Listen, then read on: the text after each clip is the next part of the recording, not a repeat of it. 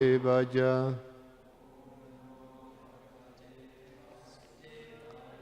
Om Namo Bhagavate Vasudevaya.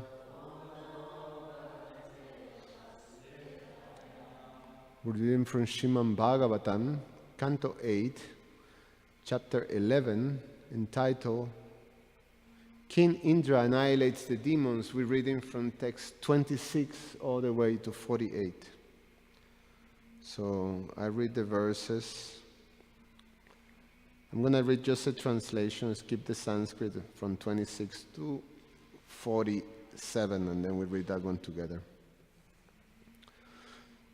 Text number 26, translation. Thereafter, Indra released himself from the cage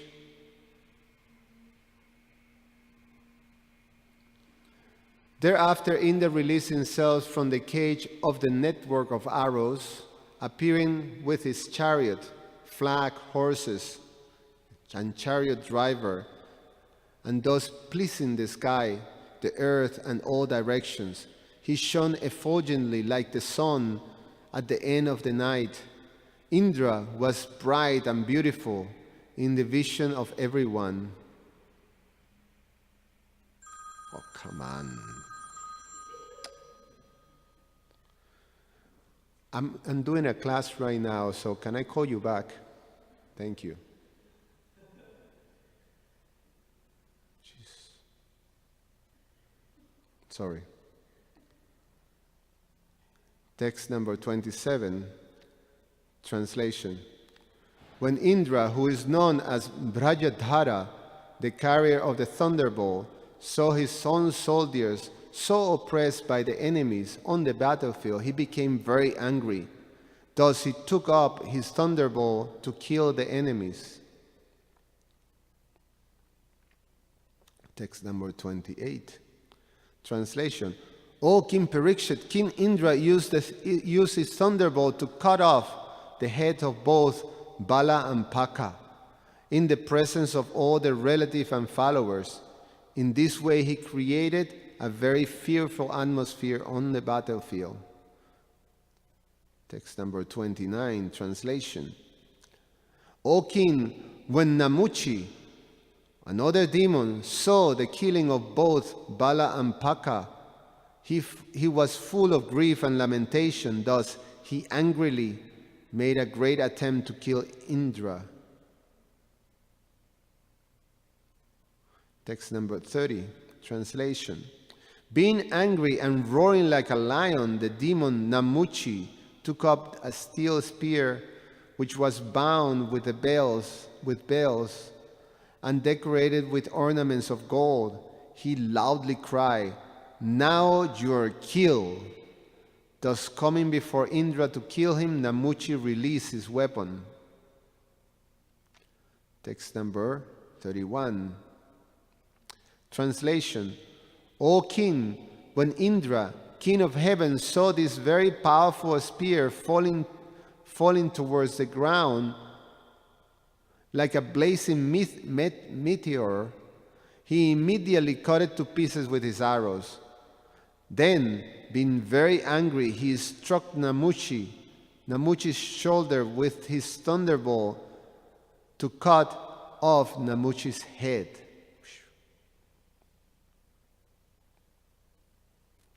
Text number 32, translation. Although King Indra hurled his thunderbolt at Namuchi with great force, it could not even pierce his skin. It is very wonderful that the famed thunderbolt that had pierced the body of Vitrasura could not even slightly injure the skin of Namuchi's neck. Wow. Namuchi. Text number 33. Translation. When Indra saw the thunderbolt return from the enemy, he was very much afraid. He began to wonder whether this had happened because of some miraculous superior power. Purport by His Divine Grace A.C. Bhaktivedanta Swami Srila Prabhupada Ki Jai. Indra's thunderbolt is invisible And therefore, when Indra saw that he had returned without doing any injury to Namuchi, he was certainly very much afraid. Text number 34, translation. Indra thought, formerly, when many mountains flying in the sky with wings will fall to the ground and kill people, I cut their wings with the same thunderbolt. Text number 35, translation.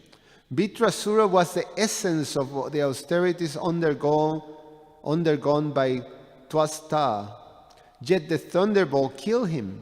Indeed, not only he, but also many other stalwart heroes, whose very skin could not be injured even by all kinds of weapons, were killed by the same thunderbolt. Text 36. But now, although the same thunderbolt has been released against a less important demon, it has been ineffectual.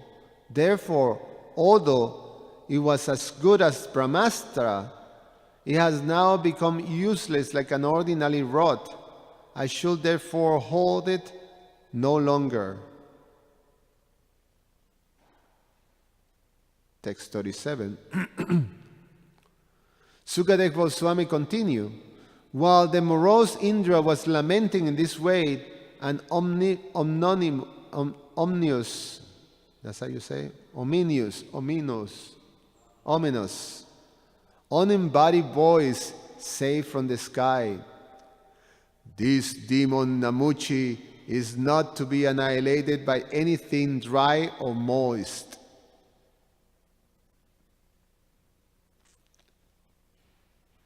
Text number 38. The voice also say, O Indra, because I have given this demon the benediction that he will never be killed by any weapon that is dry or moist, you have to think of another way to kill him. Text 39. After hearing the ominous, you got it, ominous. After hearing the ominous voice, Indra, with great attention, began to meditate on how to kill the demon. He then saw that foam will be the means, for it is neither moist nor dry. Text 40.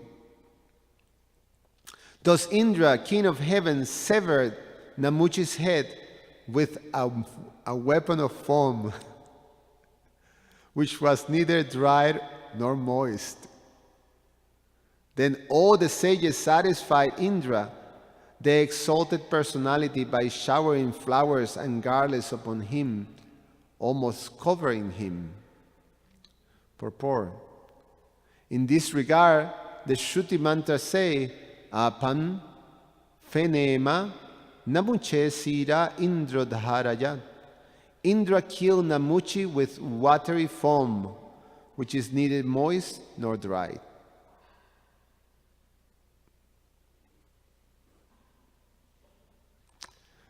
Text 41. Translation.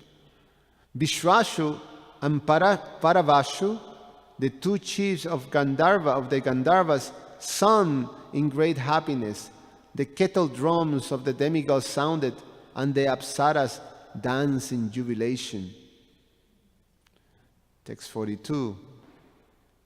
Vayu, Agni, Varuna, and other demigods began killing the demons who opposed them, just as lions kill deer in the forest. Text 43. O king, when Lord Brahma saw the imminent total annihilation of the demons, he sent a message with Narada, who went before the demigods to make them stop fighting. Text 44.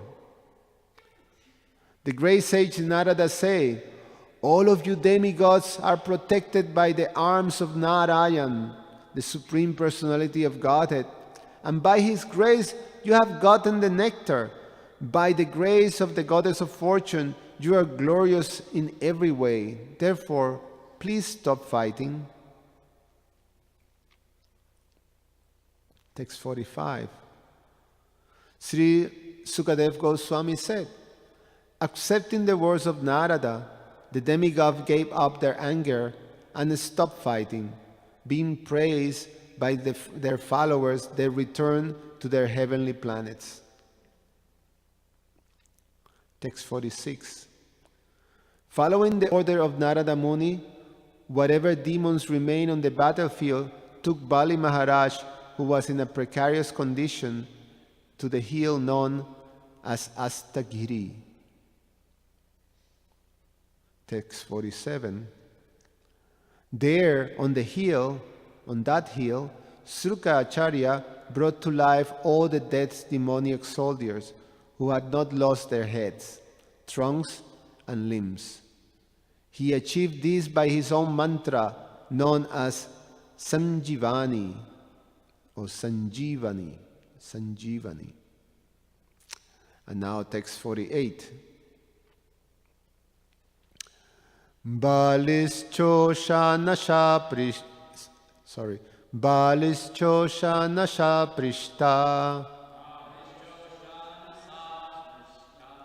pratyapanendriya smriti parajito pinakidyal lokatattva vichakshana balischosha nasasprista pratyapanendriya smriti parajito pinakidyal lokatattva vichakshana balischosha nasasprishta pratyapanendriya smriti parajito pinakidhyal lokatattva vichakshana. Please chant.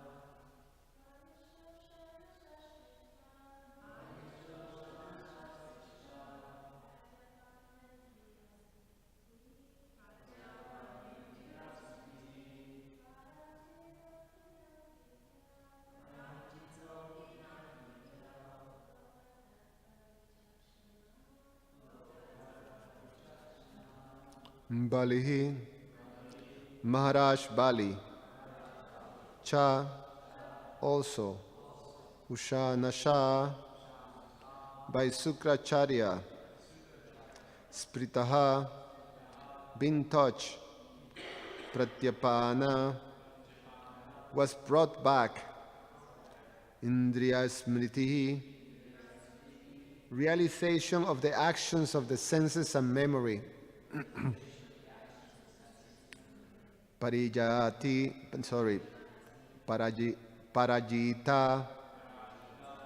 he was defeated, Api, Odo, na Akhidyat, he did not lament, Lokatattva Vichakshanaha, because he was very experienced in universal affairs. Translation and purport by His Divine Grace A.C. Bhaktivedanta Swami, Srila Prabhupada Ki Jai. Bali Maharaj was very experienced in universal affairs. When he regained his senses and memory by the grace of Sukracharya, he could understand everything that had happened. Therefore, although he has been defeated, he did not lament. Purport. It is significant that Bali Maharaj is here said to be very experienced. Although defeated, he was not at all sorry, for he knew that nothing can take place without the sanction of the Supreme Personality of Godhead. Since he was a devotee, he accepted his defeat without lamentation, as stated by the Supreme Personality of Godhead in the Bhagavad Gita 2.47.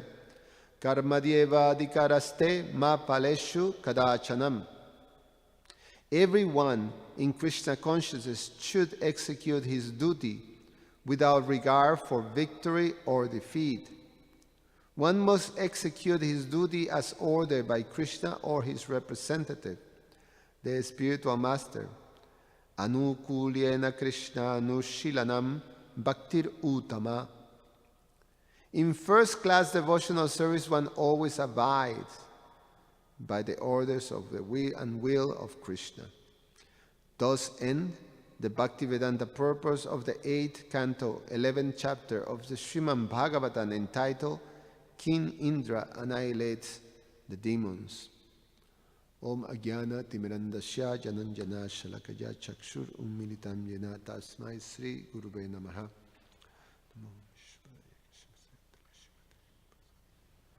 Namo Vishnupadaya Krishna Prashabhutale Srimate Bhaktivedanta Swami Iti Namine Namaste Saraswati Deve Gauravani Pracharine Nirvishesha Shunyavadi Pashatyade Satarine Bancha Kalpa Taruvyasha Kripa Sindhu Vyevacha Patitanam Pavanevyo Vaishnavevyo Namo Namaha.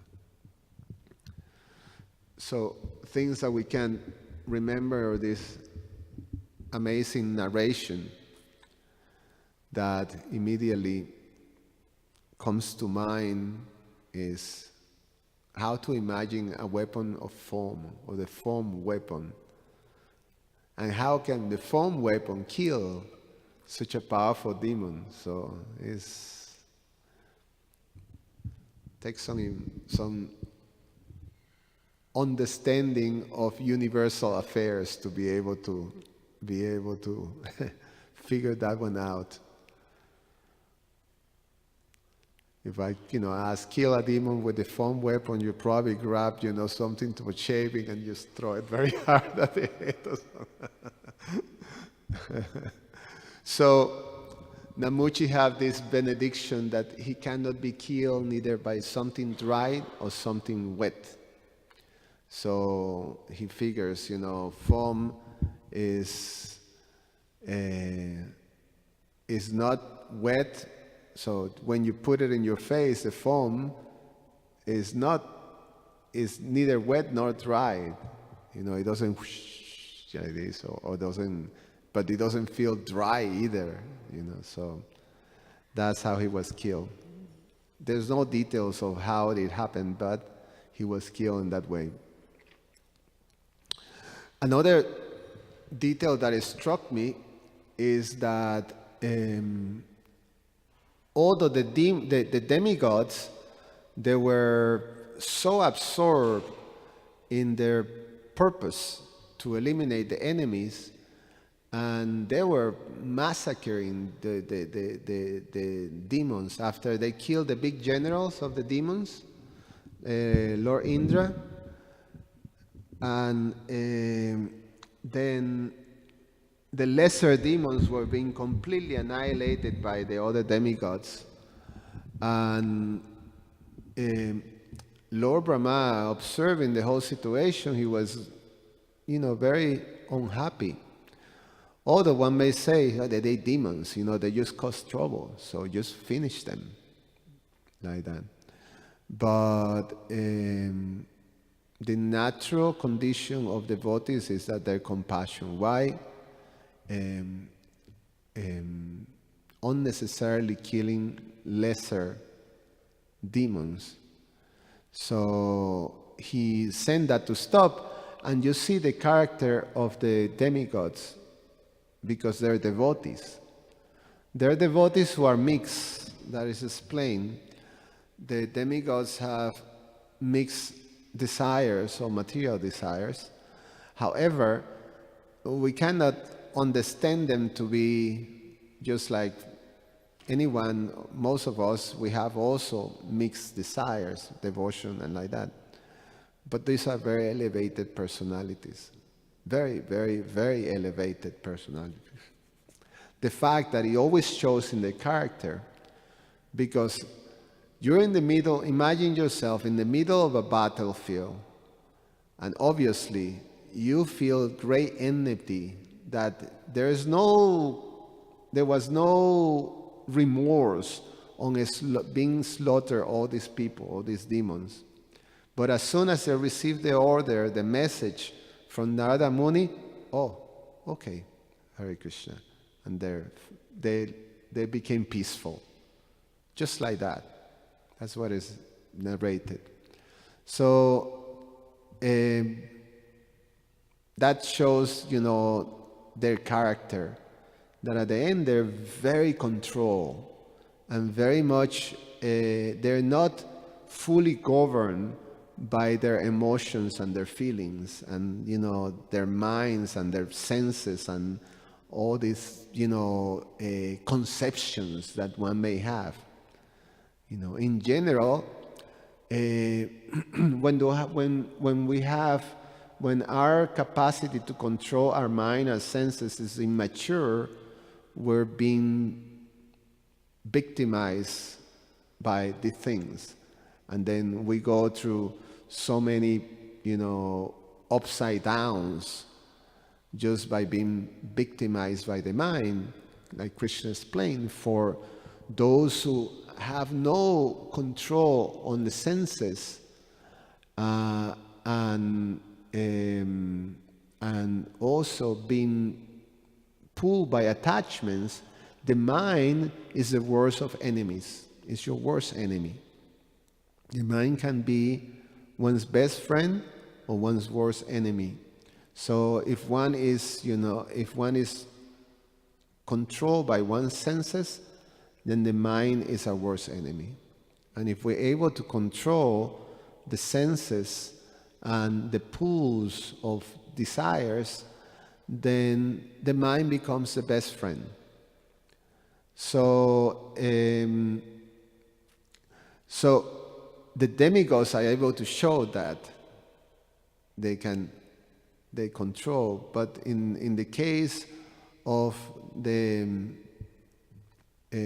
Karma Mishra Bhaktas, that's how they describe Karma Mishra Bhaktas. Karma Mishra Bhaktas. So they have, they're attached to perform their duties. Their duties within this material world. And that's mixed with bhakti. The way neophyte devotees are described is prakrita bhakta, which is materialistic devotee. I think that clears the difference. I think now that I'm saying it, one is karma mishra bhakta. Bhakti means with attachment to perform duties, and the other one, that is the cases of many of us, is prakrita bhakta, that we have mixed materialistic desires with, the devotional desires. The demigods, they have their desire is they have a very attachment to the responsibility of controlling universal affairs, but they also have an attachment to their service to the personality of Godhead. So they have that responsibility and they have that mix. So it's not pure devotional service. And in this pastime, the one who shows at the end pure devotional service is Bali Maharaj. And Prabhupada described Bali Maharaj as a devotee.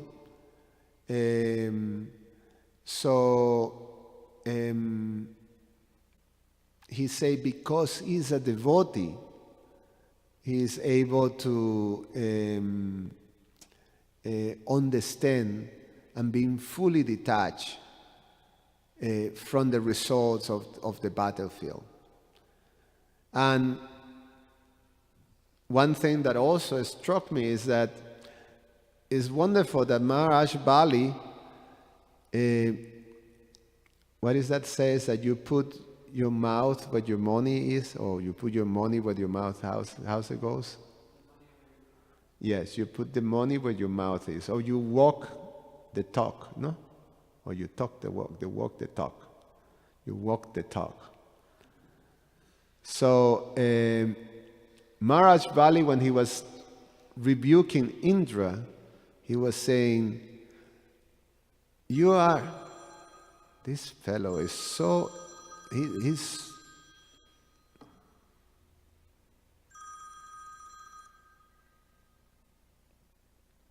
see if I can shut up this thing. Sorry about that. Somehow or other, this never happened, but it happened today.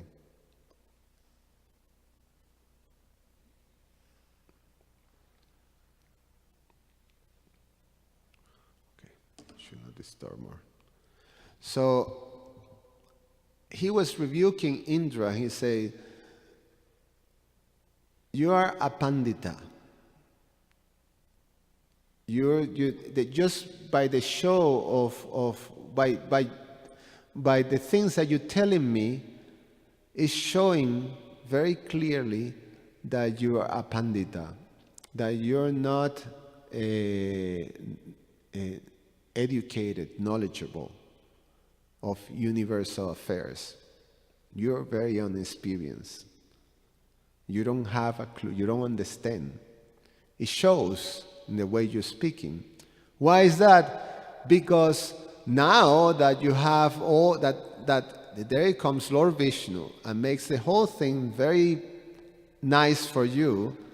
Now you're thumping your chest and saying things like now I'm so elated because it shows I'm victorious now. I got these guys down. They've been Lord Vishnu already killed the whole big ones and demons, generals, and dispel the whole illusion, and now everything is clear. Now we're on the top. So now you're saying I'm very encouraged and boasting about being victorious. And just by speaking like that, you simply are showing that you're not very expert and experienced in these universal affairs. Rather, you should understand what is the understanding of a pandit.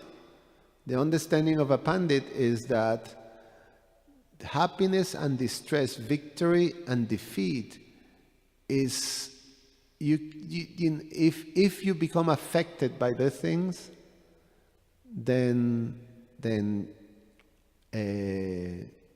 you are not very knowledgeable. You should take it equipoise, because you understand that this is the sanction of the Supreme Personality of Godhead. So you can't forget the personality of Godhead's hands on everything. If you do that, then you're a pandita. You don't have an understanding of how this world, this universe function. Universal affairs. Which is something very significant to understand. Because universal affairs, what does this mean? Prabhupada uses in the translation, he translated that rather Maharaj Bali, he was expert and experienced in universal affairs. Therefore, he was able to understand. He was not distressed by being defeated by Indra and his whole army annihilated. He was not distressed about that. He was peaceful. Although he, could understand that he was completely crushed. But he could understand that because he not only was able to say the principle, but he understood it in full. Because he was a devotee, Prabhupada said. He could understand that Krishna is the sanction of Krishna. Krishna was in control. So when the devotee understands Krishna is in control, then the devotee is very peaceful. Why? Because if he understands Krishna is in control, he understands that Krishna is looking after you. Krishna is Sruhidan Sarva Bhutanam. He is the best friend. So everything will be positive at the end. It's just what is required. So it's important to understand these universal affairs because we are citizens of the universe. We're citizens of the universe, and the universe has rules, has laws, like any type of a structure, creation. So there is a structure, and then we have to understand it. If we don't understand the structure in which we live, then obviously we are going to be in trouble. We're not only going to cause trouble for others, but we're also going to cause great trouble to ourselves. And that is the predicament of the conditioned soul who are in ignorance. So the apandita that Bali Maharaj pointed out to Indra is the predicament of conditioned souls when we don't have an understanding of the universal affairs. Meaning that there's a structure. There's different departments.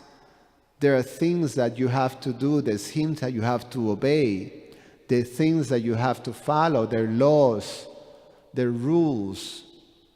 We have to know that. And that's simple common sense. If you're a citizen of a place, you have to understand the rules of that place.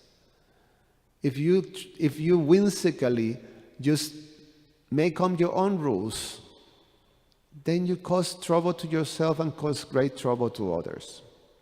And then what happens is that you end suffering the results of that, trouble. So this is a very important principle.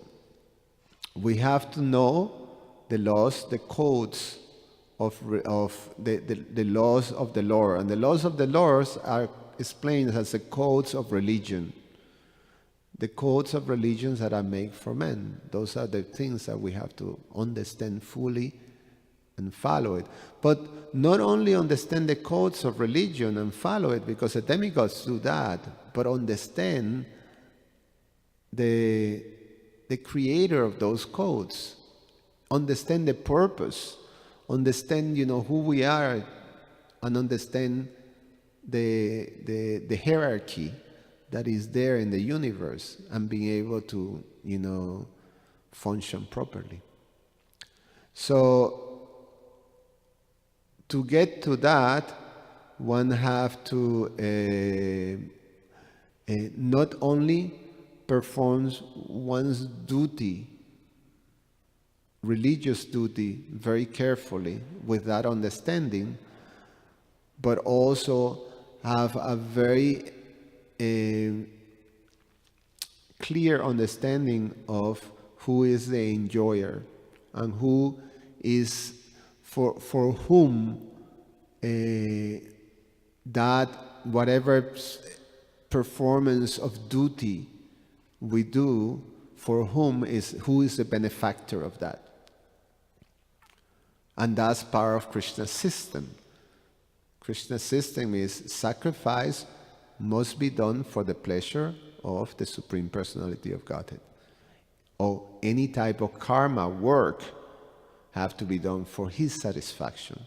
And when we forget that, then that's a pandita. And that's what Maharaj Bali was pointing out to Indra. You're forgetting. You're talking like an apandita. It's all you. No. It was Lord Vishnu. It's all about Lord Vishnu. So that's a very important theme that is going to be we're gonna learn through this pastime, how Maharaj Bali showed through the whole narration, how he understood very well this principle. As we go on, Shrukacharya, by his power, again, make Maharaj Bali so powerful that he was able to again take up the kingdom of heaven and knock down the demigods.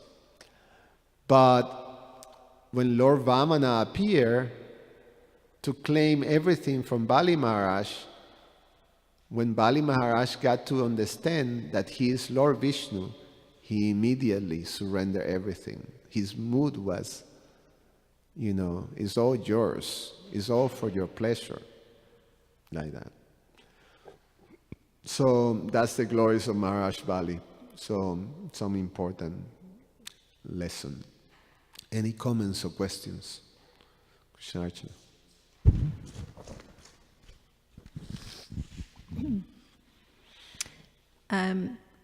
In this dialogue where Bali Maharaj is responding to Lord Indra from earlier on, there's one thing that's really puzzling me. You've indicated that Bali Maharaj understood that everything requires the sanction of the Supreme Personality of Godhead. Yet at the same time, by virtue of the fact that all the arrangements being made by the Supreme Personality of Godhead, or Lord Vishnu, was in favor of the demigods. And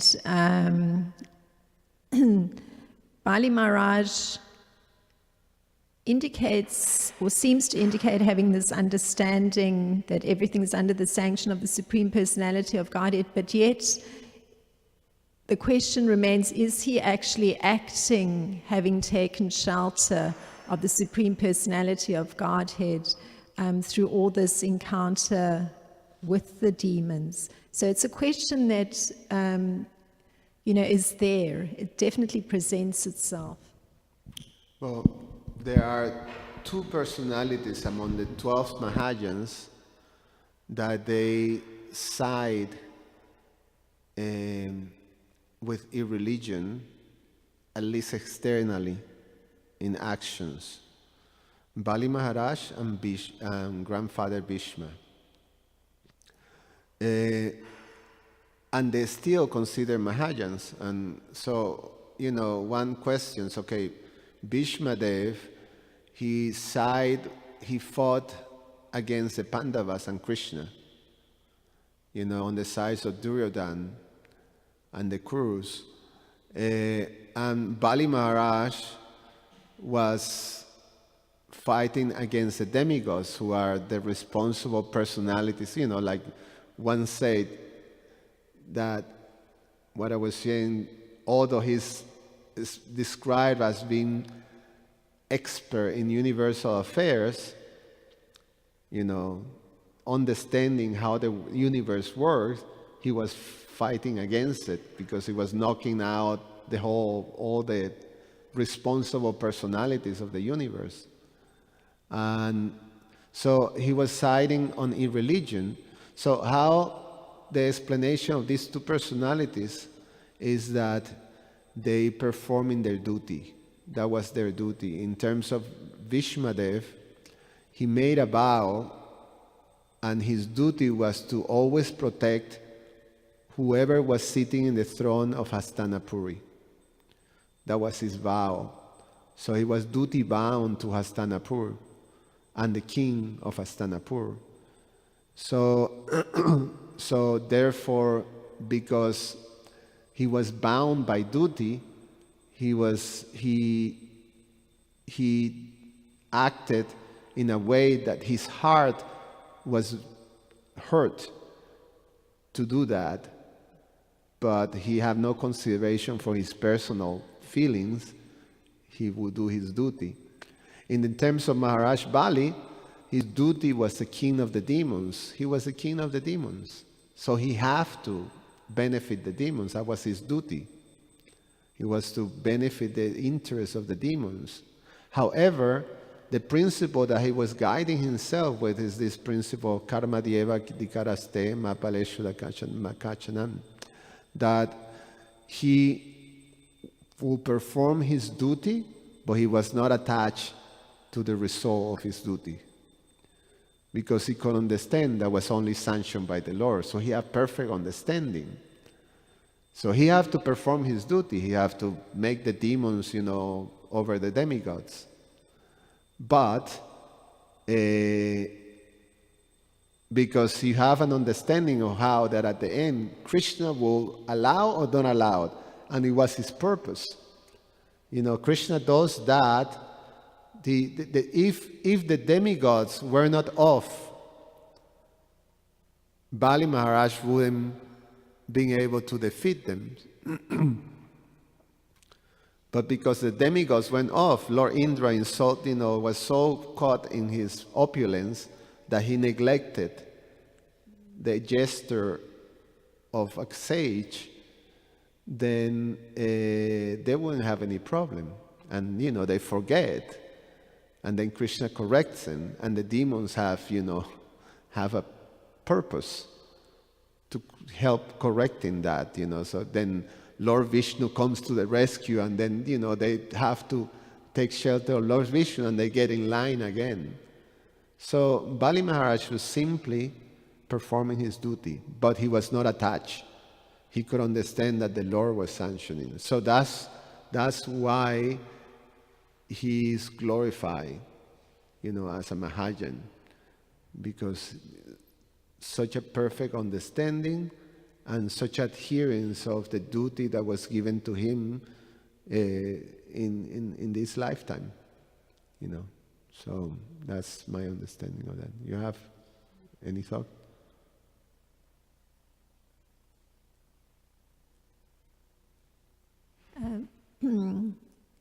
Thank you for the explanation. I find myself thinking then he's one step away from, with that understanding, from actually performing devotional service, because if the duty's been performed with no attachment to the results, then the next step is to take to the bhakti process, is it not? Yeah, and that's what the Lord facilitated for him. That's why Lord Bhavana came. So at the end, the personality that is fully glorified in this passage of Lord Bhavana is not the demigods and Indra, it's Bali Maharaj.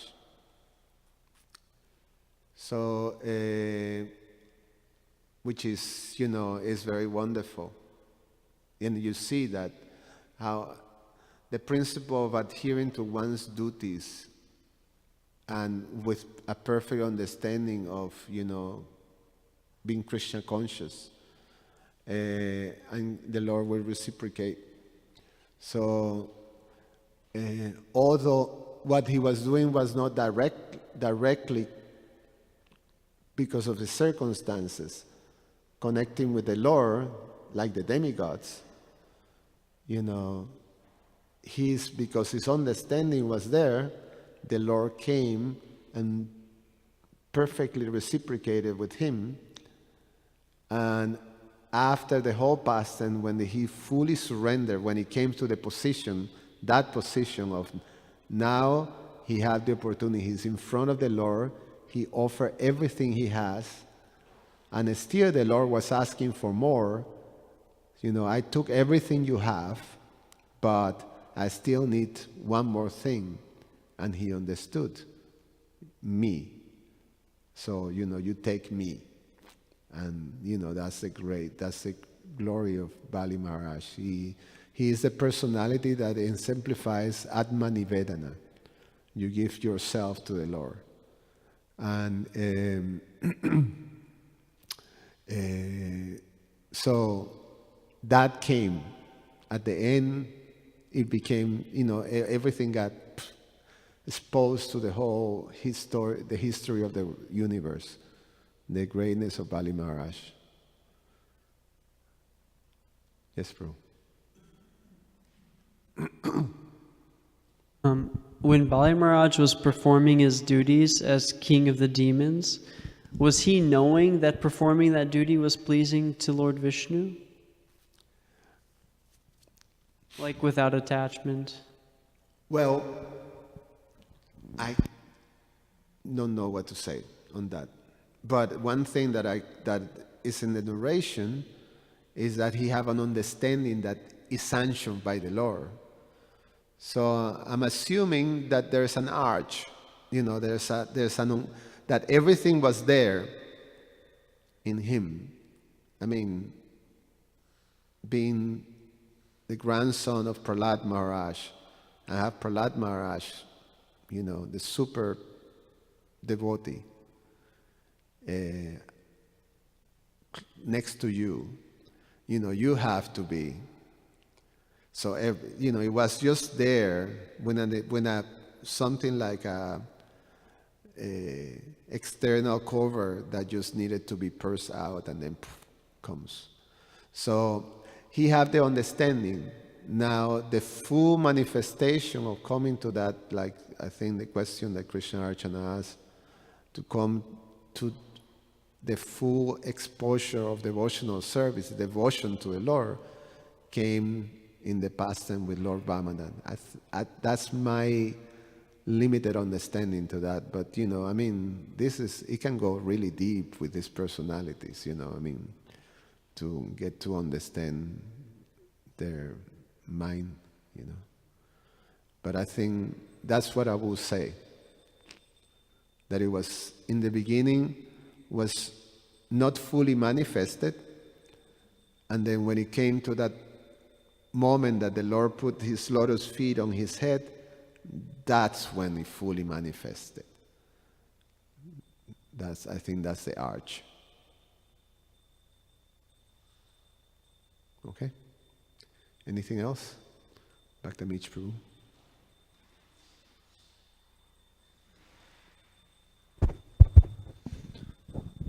I'm wondering how it is that even sometimes when the mind experiences a higher taste in Krishna consciousness, it can still be, the senses still aren't under full control, the mind still won't be under full control, and it's still attracted to things outside of Krishna consciousness. Ask the question again. I'm wondering, because we were talking about how the mind is the enemy of a conditioned soul. Right. When it's under control, it's the best of friends.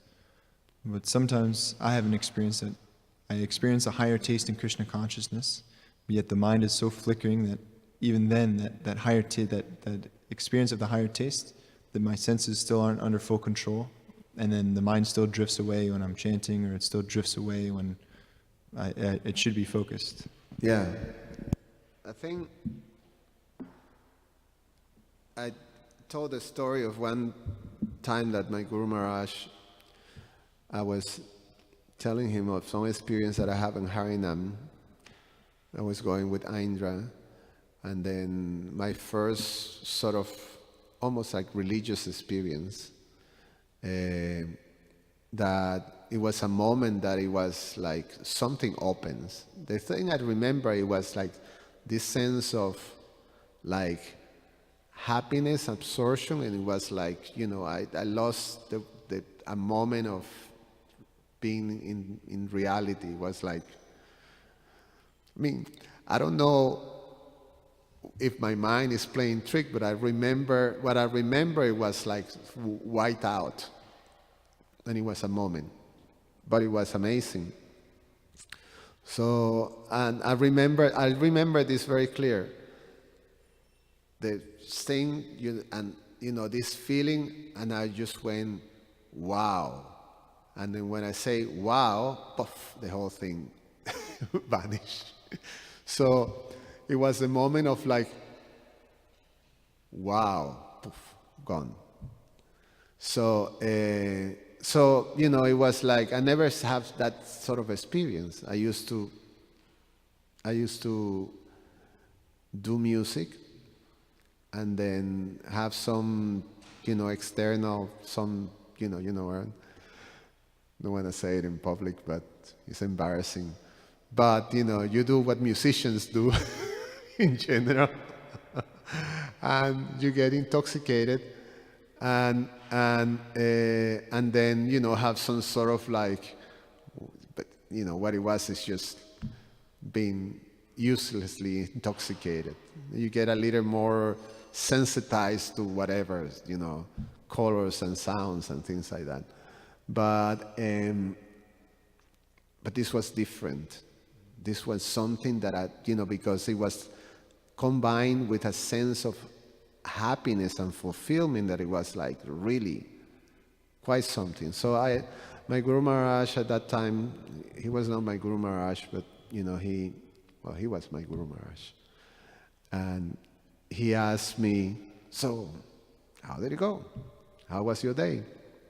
I say, oh, shoot. Maharaj, I have this experience. And he says that Krishna just gave you a taste of the experience of the spirit soul. How the spirit soul feels. And then he say, imagine having that 24/7. Then you're in the spiritual world. You're, fully realized. That's how the spirit soul is. That's Ananda. So we get this taste, and we got, religious experience, and then we get like, that's just by that, that's what we look. That's the happiness that we're looking. That's what keeps us going. Krishna does that, and he does that in many ways throughout our spiritual life. He manifests himself. Sometimes, we all have reciprocation for the deities, that you get like, wow, like, is this real? It happens actually, and that creates, the relationship and the affection. So, through the process of purification, Krishna does that because he's very kind. He doesn't have to. He just do it out of his mercy. It's not that we deserve it, because our mind and our senses are attached to other things. We're attracted to other things, not to him. But he say, okay, he's sincere. So here we go. I am, he manifests himself, and then withdraws. You go like, oh my God, this is the best. So then that's what keeps us going against the mind. That's what keeps us going, try and go against the current. That's why we do what we do. That's what Srila Sanatana Goswami say. Don't go to the banks of the Yamuna with that beautiful blue boy is playing on his flute so nicely, because if you get any contact with this boy, your material life is finished. So our material life is finished. It's spoiled forever. That's the reality. We can't, even if we try to go away, you still will be miserable because you can't enjoy materially anymore like you used to when you were completely ignorant. Now, we tried. I had the experience. I tried for 2 years in the beginning of my Krishna consciousness. I was so miserable. I was depressed. I couldn't enjoy anymore freely like that because I knew something. So I was riddled with guilt. I was unhappy. I was dissatisfied. I was saying, I feel dirty. Karmis don't feel like that. When they do the stuff, they feel like this is the best. This is like heaven, And there, you're trying to forget, and then, you go through the whole thing, and then the next day you feel, depressed, and, I feel dirty. I feel like, bad, like that guilt. You spoil material life. So that's Krishna's mercy. So, because the happiness that we experience with the devotees, you don't find that, when we had this experience with Krishna and the devotees, there's nothing compared to that in the world. And that's something that we never forget. Krishna gives us that. So that's how we get purified. It's not that we're experiencing on our own strength. We're experiencing by Krishna is doing it purposely out of mercy to, induce us to go further and further. It's like, he's just leading us, leading us to the right space. He's very kind. Guru and Krishna. All right, thank you. Srila Prabhupada ki jai.